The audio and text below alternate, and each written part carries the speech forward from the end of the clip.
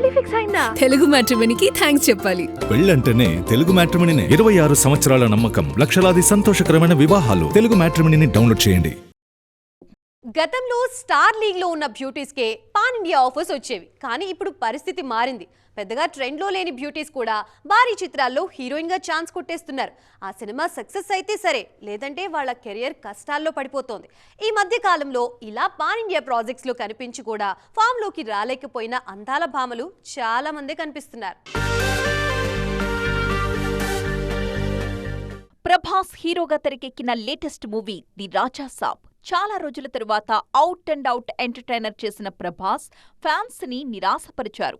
దీంతో ఈ సినిమాతో పాన్ ఇండియా ట్రెండ్లో అడుగుపెట్టిన అందాల భామలకి కూడా నిరాశే ఎదురైంది.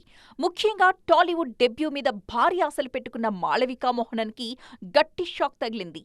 ది రాజా సాబ్ సినిమాలో నటించిన మరో హీరోయిన్ నిధి అగర్వాల్ ని బ్యాక్ టు బ్యాక్ 2 సినిమాలు నిరాశపరిచాయి. పవన్ కు జోడీగా నటించిన హరిహర వీరమల్లుతో తన రేంజ్ మారిపోతుందని ఎక్స్పెక్ట్ చేస్తే ఆ సినిమా డిజాస్టర్ గా మిగిలింది. ది రాజా సాబ్ అయినా కెరియర్ ని గాడిలో పెడుతుందేమో అనుకుంటే ఆ సినిమా కూడా షాక్ ఇచ్చింది. దీంతో నిధి కెరియర్ డైలమాలో పడిపోయింది.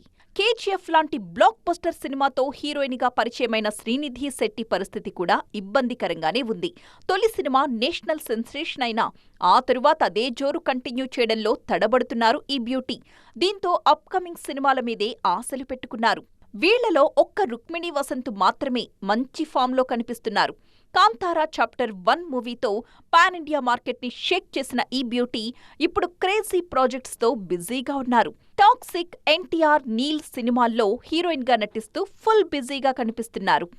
పెళ్లి ఫిక్స్ అయిందా? తెలుగు మ్యాట్రిమోనీకి థ్యాంక్స్ చెప్పాలి. పెళ్ళంటేనే తెలుగు మ్యాట్రిమోనీనే. 26 సంవత్సరాల నమ్మకం, లక్షలాది సంతోషకరమైన వివాహాలు. తెలుగు మ్యాట్రిమోనీని డౌన్లోడ్ చేయండి.